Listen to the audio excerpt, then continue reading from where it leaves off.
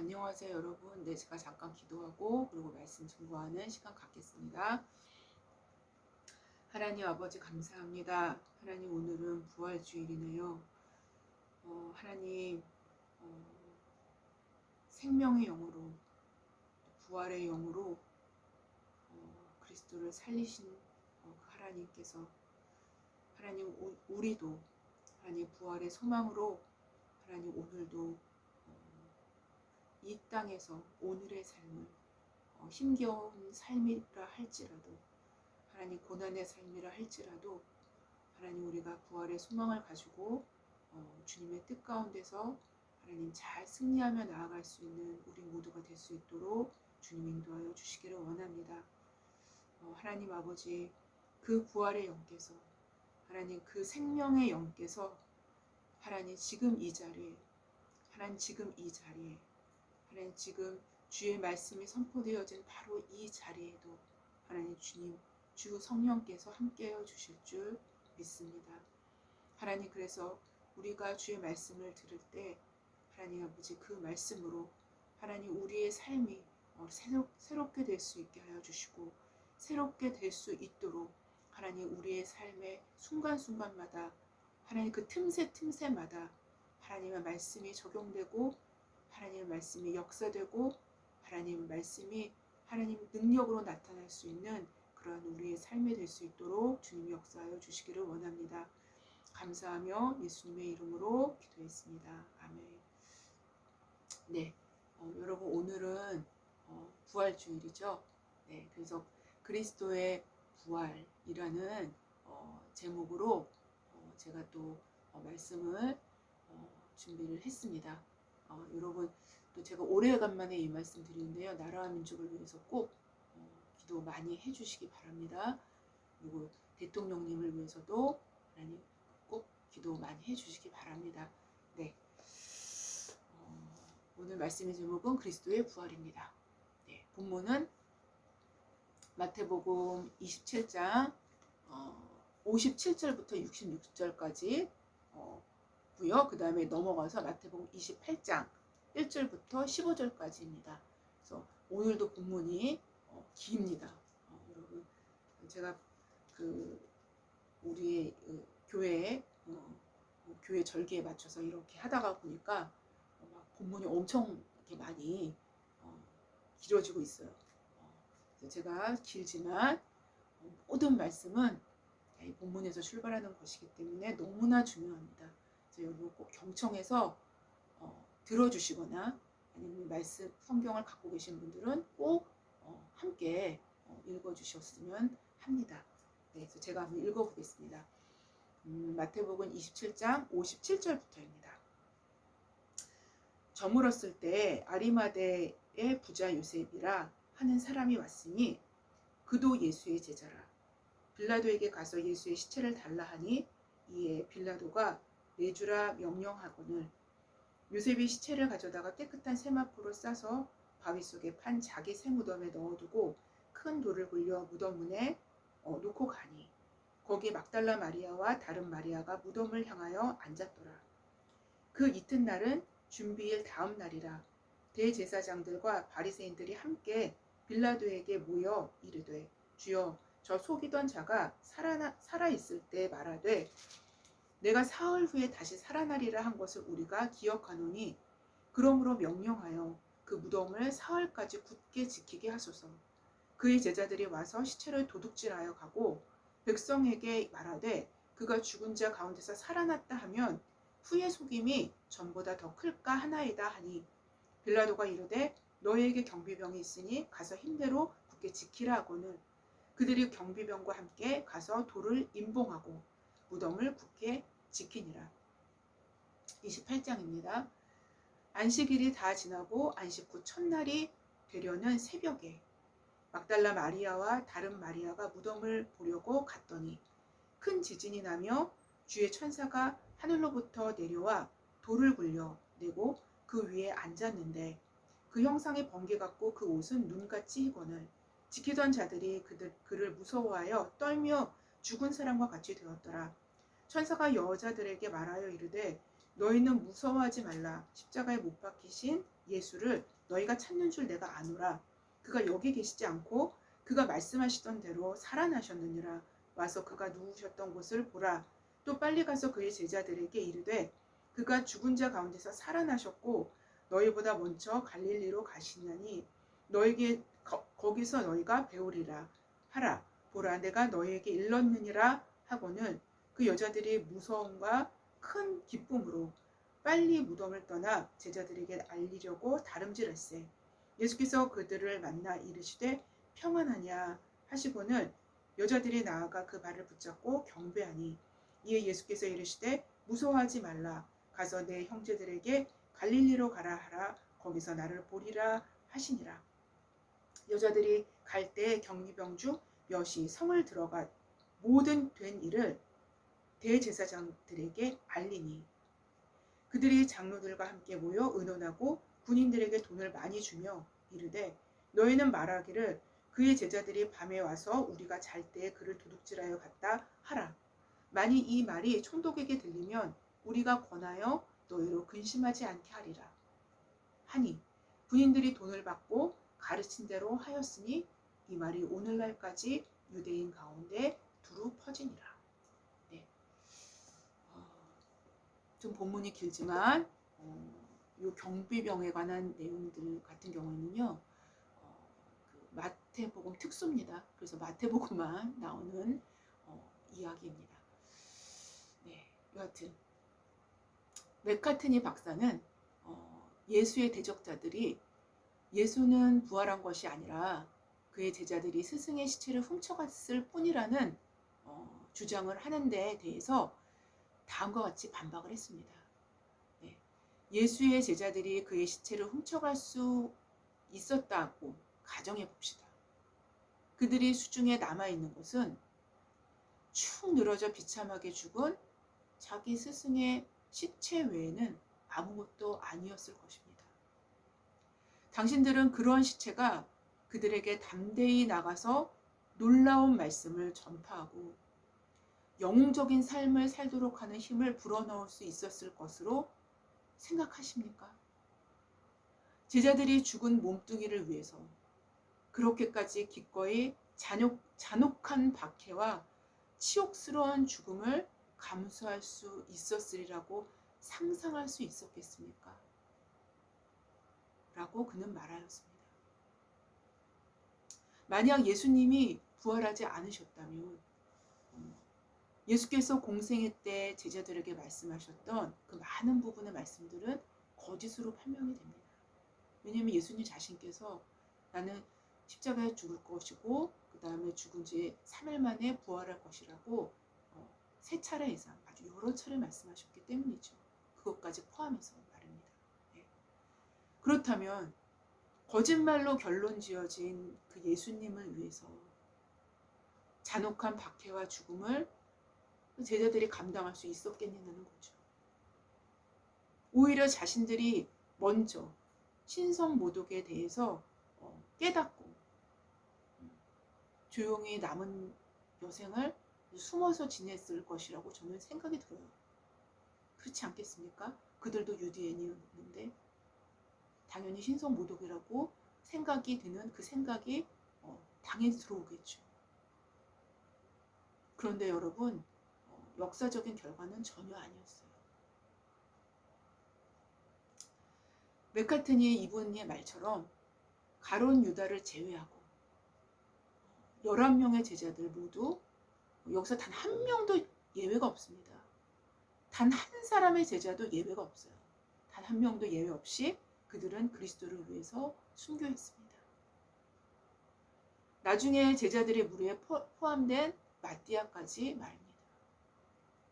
그러니까 12명으로 다시 채워진 거죠.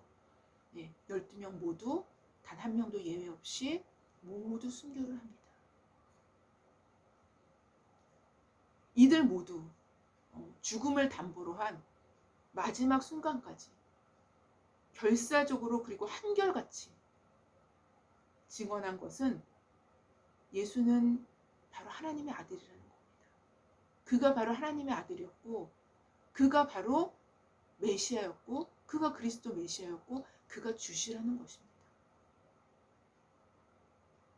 이들 모두 12명 모두 이거를 증언하다가 순교를 당한 것입니다. 결사적으로 말입니다. 그래서 증언자, 이들은 다 증언자죠. 증언자, 증인이라는 헬라어는 마르투스라는 용어로, 이 용어는 증언자일 뿐만 아니라 순교자의 의미를 담고 있습니다. 즉 증언자와 순교자라는 증언자와 순교자라는 헬라어 말은 동일한 용어예요. 마르투스라는 동일한 용어를 사용합니다. 앞에서 제가 마띠아를 포함한 12명의 제자가 모두 순교했다고 제가 말씀을 드렸죠. 방금 전에. 어떤 분은 아마 이렇게 생각하실 거예요. 아니, 요한은 아닌데, 요한은 거의 95세, 100세까지 살았는데, 그래서 자연사를 했는데, 그렇게 아마 생각하시는 분들도 아마 있으실 거예요. 네, 맞습니다. 네, 요한은 거의 95세, 거의 100세에 다다르게 삶을 살다가 자연사를 했습니다. 근데 저는 순교자라고 집어넣습니다. 그 이유는 뭐냐면, 요한은 정확히 말한다면 순교를 당했으나, 죽임을 당했으나 죽지 않은 거예요. 아직 사명이 남아있었기 때문에 요한은 죽지 않은 것입니다. 요한은 로마의 10대 황제였죠. 도미티아누스라고도 얘기를 하는데요. AD 81년에서 96년 사이에 황제의 자리에 있었던 사람이었습니다. 그 사람의 명령에 의해서 기름가마니에 들어가게 되죠. 펄펄 끓는 기름가마니에 들어가게 됩니다. 근데 사드락과 메삭과 아벳느고처럼 다니엘서에 나오는 그들처럼 죽지 않고 그 기름가마니에서 살아나오게 됩니다. 실제입니다. 여러분, 실제 역사 가운데서도요, 거의 100만 명에 한 명, 정말 너무나 드물게 이렇게 희귀하게 살아남는 사람들이 있어요. 있기는. 실제로 존재합니다. 이런 사람들이. 그런데 옛날 사람들은 인간이라면 당연히 죽을 수밖에 없는 형을 내렸는데, 살아난 사람들은 하늘의 뜻이 이 사람은 죽이지 말라라는 소린가 보다라고 생각을 하고 그렇게 받아들였기 때문에 더 이상 손을 안 댔다고 합니다. 그래서 요한도 기름가마니 속에서 살아남았기 때문에 이를 죽이지 못하고 반모섬으로 유배를 보내게 되는 거죠. 거기서 그 유명한 요한계시록이 쓰여진 것입니다.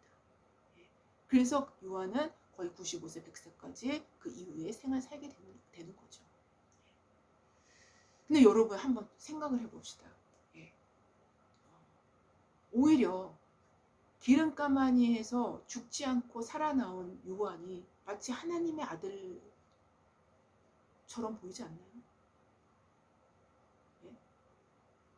그 생각을 충분히 할 수도 있습니다. 만약 요한이 자기는 그 기름가마니에서 죽지 않고 살아났기 때문에 자기는 하나님 아들이다 이렇게 주장할 수도 있으며 사람들이 그거를 믿을 수도 있지 않습니까? 여러분 그렇게 생각이 안 들어요?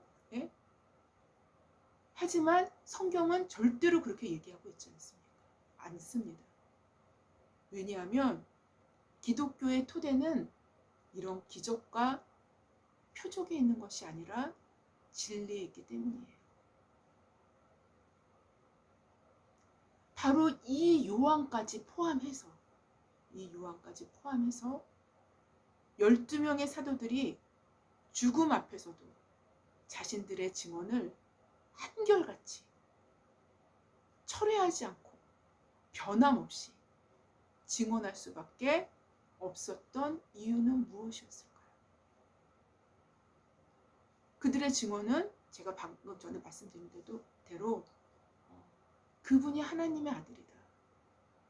그분이 메시아고 그리스도다. 그분이 바로 주시다. 라는 바로 그 내용이에요. 그 내용 때문에 핍박을 당한 것이고 죽임을 당한 것입니다. 왜 이들 중 예외가 없었을까요? 왜 이들 12명 중에 예외는 단 한 사람도 없었을까요? 이들이 무엇을 보고 무엇을 겪었길래 그랬을까요? 이들 모두 이러한 사실을 증언하다가 죽임을 당한 것입니다. 아주 잔인하게. 바로 이 제자들은 그리스도의 부활을 목격한 것입니다. 여러분, 부활은 그냥 죽었다가 살아난 것을 의미하는 것이 아닙니다. 완전히 새로운 몸이 되는 거예요. 완전히 새로운 몸이 되는 겁니다. 이 부분에 대해서는 제가 환생과 부활의 그 차이점을 놓고 이미 말씀을 많이 드린 바 있습니다. 여하튼 이 부활 사건이 얼마나 명백한 역사적인 사건이었으면 그의 제자들 중 누구도 단 한 명도 예외 없이 마르투스가 되었던 것입니다. 곧 진리의 증언자, 증인이 되게 한 것이며 순교자가 되게 한 것입니다. 그리고 12제자에게 뿐만 아니라 그 후에 500여 형제들에게 동시에 일시에 보이셨다고 성경은 기록을 하죠. 고린도전서 15장의 말입니다. 6절이죠. 이 당시에 부활하신 예수님을 목격한 사례들이 상당히 많이 있었어요. 500명한테 동시에 그냥 보이셨던 적도 있었다라는 것이죠. 그렇게 바울은 기록을 하면서 자신도 그 중 한 사람이었음을 말하고 있습니다. 회심하기 전 사도 바울은 아주 율법주의에 똘똘 뭉쳐져 있는 유대인 중의 유대인이었어요. 이 사람은 보통 사람이 아닙니다. 그냥 그냥 덕죽덕죽 믿어버리고 덕죽덕죽 그냥 그렇게 하는 그런 류의 사람이 아니에요. 굉장히 냉철한 사람이었어요. 굉장히 굉장한 지식인이었고 굉장한 냉철한 사람이었습니다. 바로 그가 기독교인을 박멸하기 위해서 다메섹으로 가다가 부활하신 예수님을 경험하게 되죠. 그리고 완고한 율법주의자가 진리의 실체를 보면서 완전히 끼어져 나가게 됩니다. 그래서 그는 자신이 박해하던 그 예수를 오히려 전파하는 역전의 사도가 됩니다. 하나님께 영광을 그래서 굉장히 크게 돌리게 되는 사건이 벌어지는 거죠. 여러분, 부활에 대해 설화나 소설이다. 인간이 만들어낸 제자들에 의해서 유포된 거짓이다. 라는 별별 말들이 아마 역사 가운데 동시에 흘러져서 지금까지 왔을 거라고 저는 생각이 듭니다. 부활의 실체를 그러나 단 한 번이라도 경험한다면 모든 입이 다물어집니다. 진리 앞에 서게 되면 모든 의혹과 의문과 질문들이 순식간에 사라지게 되는 것입니다.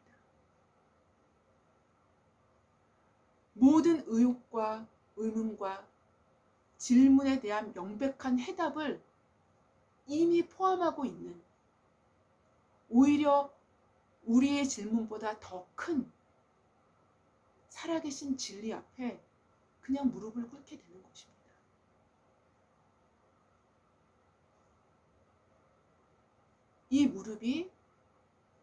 이때서의 무릎이 참된 자신을 찾기 시작하게 되는 무릎이 됩니다. 예수께서 십자가상에서 숨을 거두시고 영원히 떠나가신 후에 그의 시체는 아리마대 부자 요셉이라는 사람이 빌라도에게 직접 찾아가서 예수의 시체를 달라고 요청을 하게 됩니다. 오늘 본문에 나오죠. 아리마대 요셉은 사내들인 공회의원 중에 한 사람이었어요. 예. 근데 이 사람은 아주 비밀리에 예수의 제자가 된 사람으로 알려져 있습니다.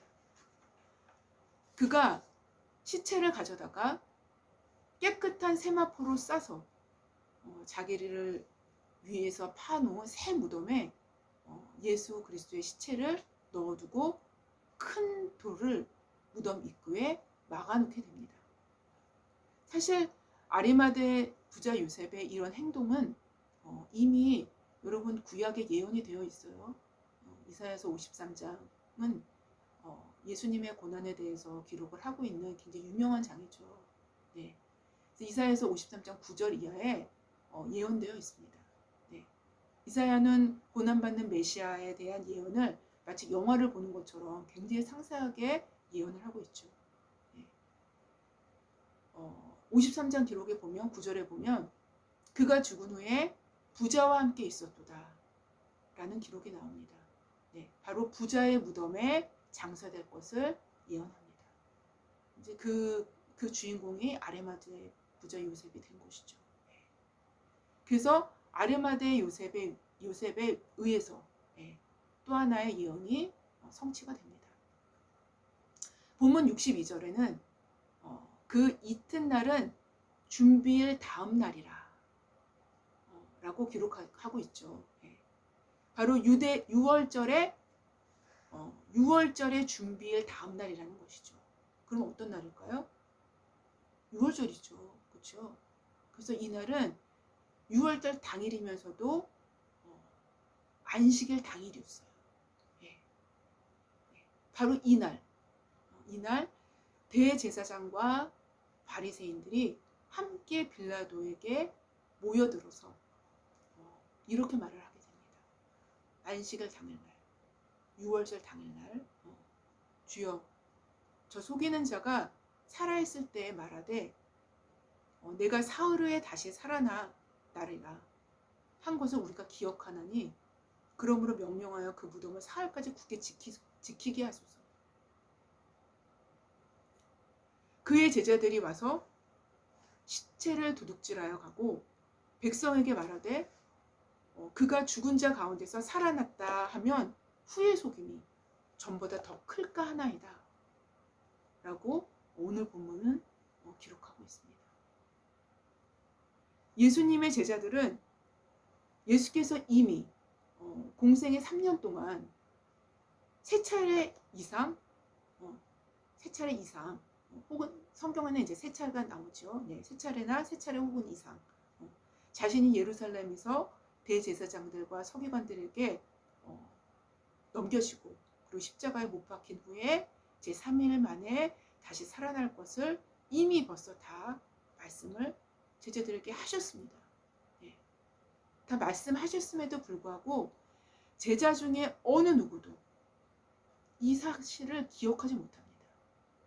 이미 말씀대로 십자가의 죽음이 이루어졌다면 그 다음도 말씀대로 살아날 것을 생각할 수 있을 법도 한데 제자들의 현실은 그렇지 못했던지 아무도 그리스도의 말씀을 기억해내지 못합니다.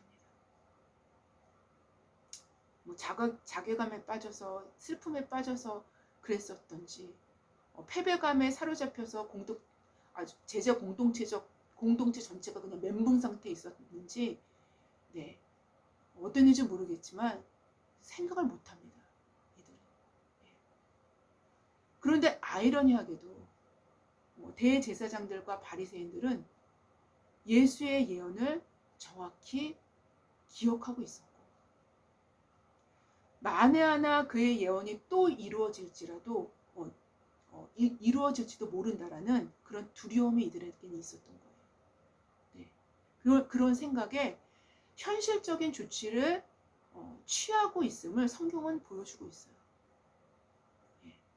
십자가에서 죽은 지 사흘 만에 부활할 것을 염두에 두고 무덤을 사흘까지 굳게 지키도록 빌라도에게 요청을 하게 됩니다. 덧붙여서 대제사장과 바리새인들은 그들의 제자들이 와서 시체를 도둑질하여 가고 백성들에게 말하되 그가 죽은 자 가운데서 살아났다 하면 후의 속임이 전보다 더 클까 하나이다라고 빌라도에게 덧붙여서 말을 하게 되죠. 그런데 대제사장과 바리새인들이 염려했던 일이 실제로 일어나게 됩니다. 실제로 이루어지게 되자 이들은 전에 빌라도를 설득했던 바로 그 방법, 빌라도를 설득했던 바로 그 방법 그대로 제자들에 의해서 그의 시체가 도둑질 되어졌다고 그것을 현실화시킬 준비를 하게 됩니다. 대제사장과 바리새인들은 이미 무덤을 지켰던 경비병의 보고에 의해서 예수가 그가 말한 대로 살아났을 가능성이 상당히 크다는 사실을 이미 알고 있었어요.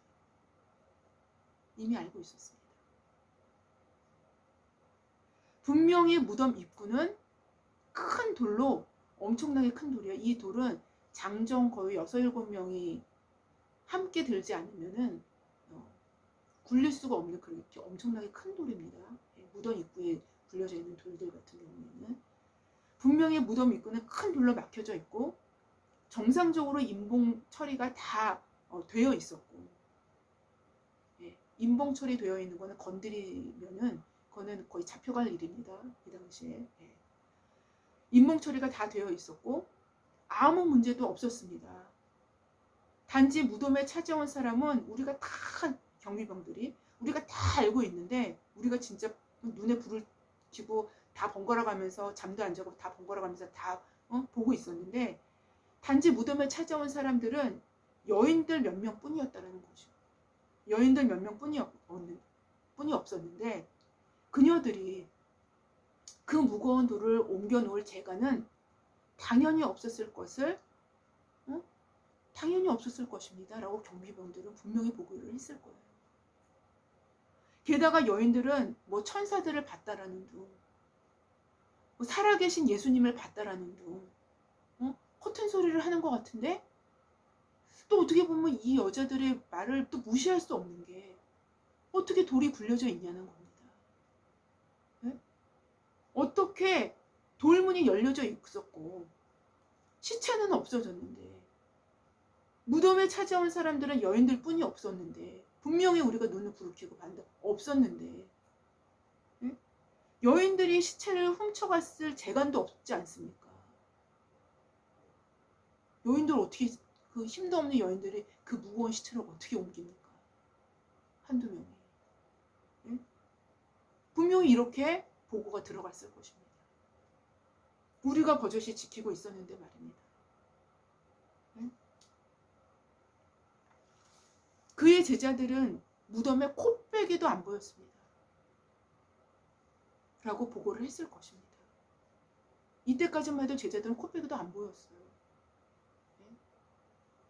인봉이 되어 있는 무덤이기 때문에 그 자칫 건드렸다가 예수님 잡혀가실 때도 다 도망간 사람들인데 그 인봉까지 되는데 거기 가서 잘못만 건드렸다가 잡혀 들어가서 자기네들도 십자가에 못 박히면 어떻게 되겠습니까? 무서워서 가지도 못합니다, 이 사람들. 이렇게 보고를 했을 거예요. 근데 누가복음, 요한복음의 기록을 보면 그 정황을 조금 더 확인할 수 있는데요. 여인들이 아직 어두울 때 무덤에 찾아갔을 때 천사들과 예수님을 만난 후에 여인들이 만나죠. 만난 후에 놀래서 제자들에게 찾아가서 제자들에게 상황 설명을 막 합니다. 그래서 제자들이 이 여인들이 말하는 상황 설명을 다 들은 후에 그제서야 불이 나게 제자들이 무덤에 가게 되는 거예요. 순서가 그렇게 됩니다. 제자들이 무덤에 갔을 때는 이미 시체가 없었고 당연히 이미 시체도 없는 무덤을 경비병이 지킬 이유가 뭐가 있겠습니까? 경비병도 없었어요. 경비병도 없었을 시간에 제자들이 급히 뛰어가서 달려가서 확인을 한 것입니다. 그러니 그 전에 철수한 경비병 입장에서는 여인들뿐이 무덤을 방문한 사람이 없었고 이미 여인들만 다녀간 무덤에 돌은 옮겨져 있었고 시체 역시 없었던 것입니다. 여러분 정황이 이해가 되죠? 브루스는 이렇게 얘기를 해요. 사실 예수님의 부활 사건이 반대 세력의 입장에서는 가장 큰 문제는 예수의 시체를 내놓을 수 없었다라는 게 가장 큰 문제였다는 겁니다.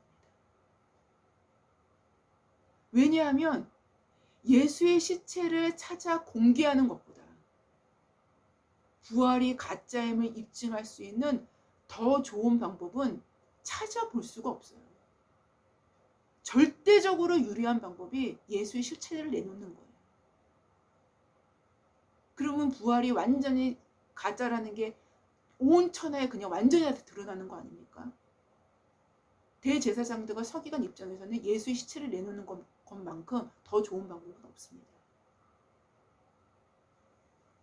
만약 그들의 주장처럼 예수가 살아난 것이 아니라면 예수의 죽은 육체는 유대 땅 예루살렘 근처의 어딘가에 아마 자리 잡고 누워 있었을 것입니다. 만약 실제로 예수의 시체가 존재했었다면 산헤드린 공회는 그들이 갖고 있는 사회적 정치적 힘과 권위로 그리고 백성들에게 미치는 실제적이고 아주 절대적인 영향력, 대제사장들이 백성들에게 미치는 그 실제적인 영향력은 대단했습니다. 하나님의 대리인들이에요. 이 사람들은. 제사를 드릴 때마다 대제사장한테 가서 제물을 보이고 그런 모든 일을 하기 때문에 이 사람들은 그 유대 백성들한테는 절대적인 신임을 얻고 있는 사람들입니다. 바로 이 영향력으로 충분히 찾아내고도 남는다라는 거예요. 충분히 찾아내고도 남아요. 오히려 그들이 예수의 시체를 찾아내지 못했다라는 사실은 그들이 거짓을 현실화시키려는 그 시도에서 확인될 뿐이라는 것이죠.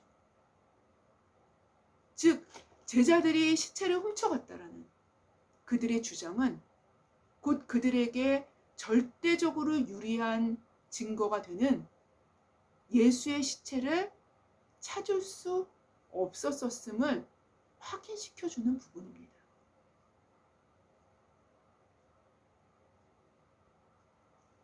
바로 그리스도가 부활했다라는 주장을 결정적으로 뒤집을 만한 아무런 증거를 갖지 못했다라는 결론을 지을 수밖에 없다는 거예요.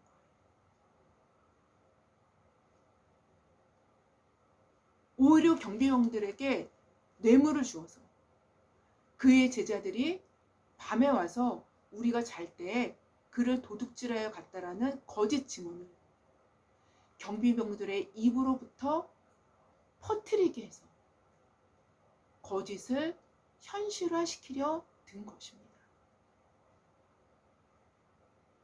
그런 후에 경비병들에게 만일 이 일이 총독에게 들리면 우리가 권하여서 너희가 근심하지 않게 하리라 라고 거짓 안정감을 심어주기까지 합니다.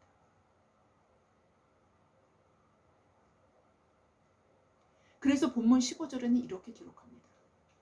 군인들이 돈을 받고 가르친 대로 하였으니 이 말이 오늘날까지 유대인 가운데 두루 퍼지니라. 여기서 오늘날까지라고 성경에서 기록한 그 오늘날까지는요, 마태가 복음서를 기록했던 그 오늘날입니다.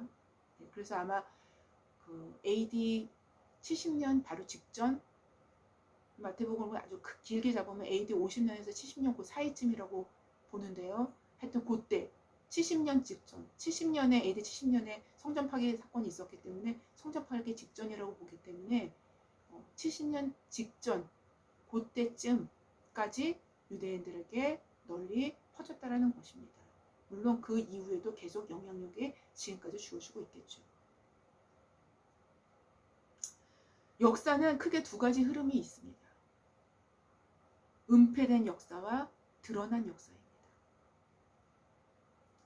하나님은 역사의 심판자로서 은폐된 역사까지도 모든 만물이 그 심판자 앞에서 벌거벗을 날이 올 것입니다. 이것을 증언하는 것이 성경입니다.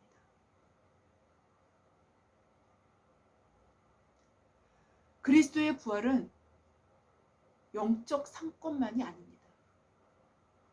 역사적 사건입니다. 역사적 사건이에요. 인간의 역사의 한 지평에서 실제로 일어난 사건입니다. 또한 이 부활 사건은 인류의 종말론적인 의미를 담고 있기도 합니다. 그분은 첫 열매십니다. 우리는 저번 주와 이번 주에 거쳐서 십자가와 부활에 대한, 그러니까 기독교의 양 두 측에 대한 두 축을 다시 한번 생각해 봤습니다. 십자가는 하나님의 심연, 그 내면을 볼 수 있는 거울이 됩니다. 하나님의 성품을 증거합니다. 그래서 십자가는 부활의 토대가 되는 것입니다. 십자가라는 토대 위에 부활을 이룬 것입니다. 즉 성도의 삶도 마찬가지예요. 십자가 다음에 부활입니다. 삼위일체 되신 하나님 입장에서는 십자가에서 큰 희생을 치르신 것이지 부활에서 큰 희생을 치르신 것이 아닙니다. 부활은 하나님의 일상일 뿐입니다. 그분이 전능자이시기 때문입니다. 그러나 부활은 십자가가 하나님의 아들의 죽음이었음을 입증합니다. 부활은 두 강도 사이에 십자가에 달리신 자가 가장 거룩하신 하나님이셨음을 입증합니다. 부활로 입증되지 않았다면 십자가의 심연을, 십자가의 그 깊이를 이해할 수 있는 인간은 존재하지 않습니다. 존재하지 않아요. 그렇기 때문에 그리스도의 부활은 기독교가 탄생한 직접적인 원인이 됩니다. 여러분, 부활이 기독교가 탄생한 직접적인 원인이 돼요. 그래서 우리는 매 주일 사실상 부활절을 지키는 것입니다. 유대인은 안식일을 지키죠. 안식 후 첫날 예수님 부활하셨어요. 오늘이죠. 네. 그래서 오늘이 주일이 된 겁니다. 주의 날. 이게 초대교회부터 전승입니다. 초대교회부터 이렇게 이루어진 것입니다. 예수님을 죽은 자 가운데서 일으키신 성령, 즉 생명의 영, 부활의 영은 이 땅에 그래서 교회를 창설하신 것입니다. 바로 교회의 시작은 그리스도를 죽은 자 가운데서 살리신 생명의 영, 부활의 영으로부터 시작을 하는 것입니다. 정리한다면 여러분 그렇습니다. 기독교의 부활의 근거는 그리스도의 십자가에 있는 것입니다. 십자가는 기독교의 부활을 결정짓는 바로미터입니다.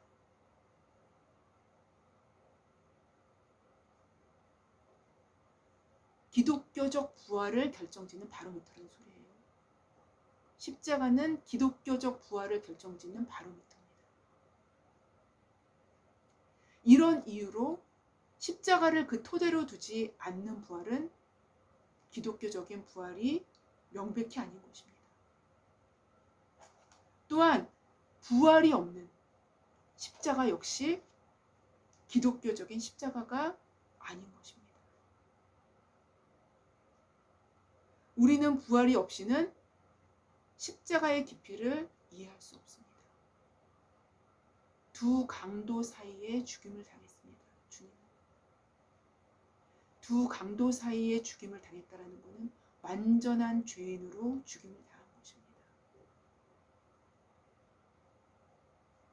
이러한 죽음을 보면서 그분이 하나님이었음을 증언하고 생각해낼 수 있는 존재는 인간의 머리로, 인간의 인지 능력으로는 100% 불가능합니다. 그게 될 수가 없어요.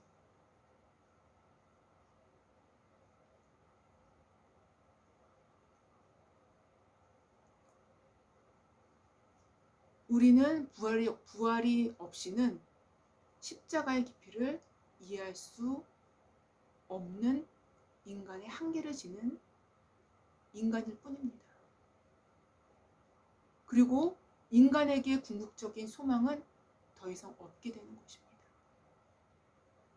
십자가는 언제나 부활의 소망 안에서 걸어갈 수 있는 힘을 얻습니다.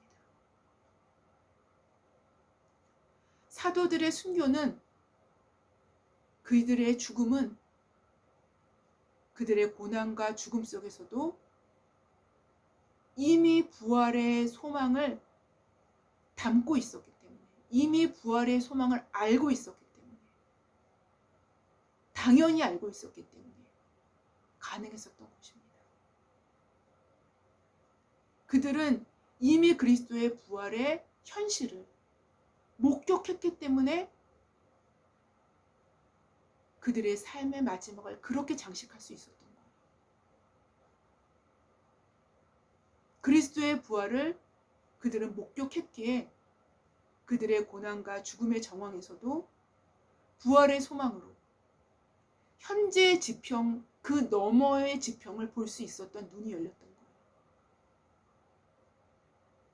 너무나도 확실하게 봤기 때문에 너무나도 확실하게 열렸던 것입니다.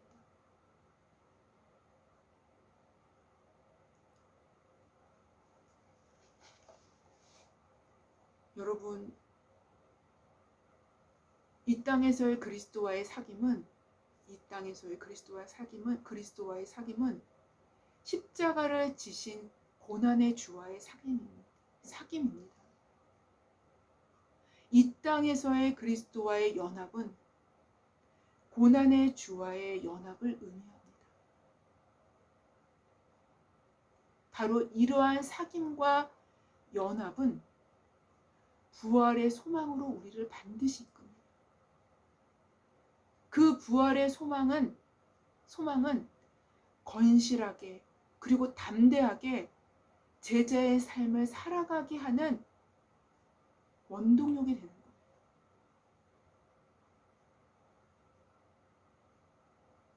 부활의 소망이 동력이 되는 것입니다. 아무쪼록 부활의 소망이 가장 깊은 고난 가운데서도, 가장 잔인한 고통 가운데서도, 가장 절망적이라고 느낄 수밖에 없는 그러한 상황 가운데서도 여러분과 저의 삶, 여러분과 저의 영혼과 내면의 심령에 끊임없이 차오르는 원동력이 되시길, 그 부활이 원동력이 되시기를 주님의 이름으로 기도합니다. 네, 제가 잠깐 기도하고 마치겠습니다. 하나님 아버지 감사합니다. 오늘은 부활절입니다. 하나님, 우리에게 부활의 소망이 없다면 어떻게 현재의 고난의 길을, 십자가의 길을 갈 수 있겠습니까? 하나님, 우리에게 고난의 길과 십자가의 길을 갈 수 있게끔 이끄는 그 원동력은 바로 그리스도의 부활에 있습니다. 하나님, 어떠한 상황에서도 어떠한 형편에서도 하나님, 제자들이 12명의 제자들이 한결같이 하나님, 마지막 그 목숨까지 순교의 삶을 살아냈던 것처럼, 그래서 증언자의 삶, 순교자의 삶, 마르투스의 삶을 살았었던 것처럼 하나님, 우리에게도 부활의 소망이 있다면 어떠한 역경과 어떠한 고통과 고난 가운데서도 담대하게